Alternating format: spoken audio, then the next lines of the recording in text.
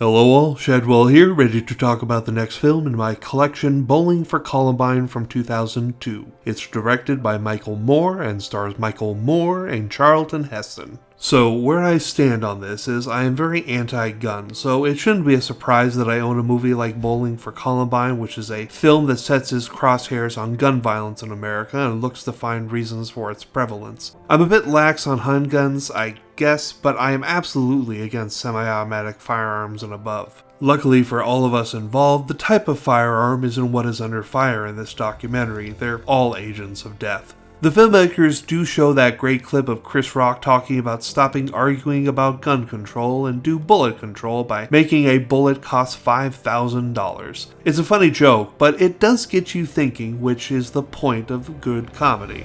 Going into watching this film for the first time in easily a decade at least, I was prepared for it to be a product of its time and be highly reactionary to the incident its title hints at, the 1999 shootings at Columbine High School. And it does for sure talk about that incident, but what I largely forgot was the other 3/4 of this film that goes beyond Columbine and attempts to go for the source of gun violence in America, which is, in a word, fear.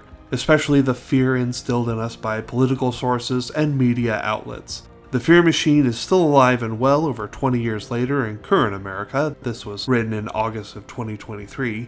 I very much appreciated the attention paid to talking about the root of gun violence and not just being a 2-hour documentary deconstructing the Columbine shootings. One thing that I wasn't reminded of by the film was my dislike for now-dead cockstained Charlton Heston, then head of the NRA, who would take the organization to the heart or near the heart of these tragedies soon after they would occur so he could spout his propaganda and bullshit. That man was a prick of the highest order.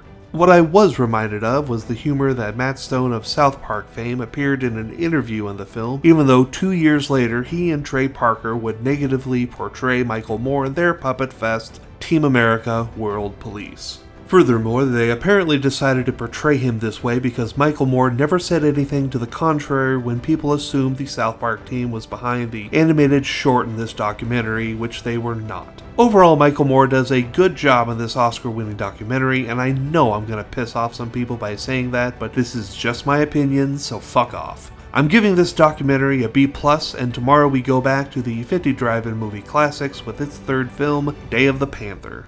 See y'all then.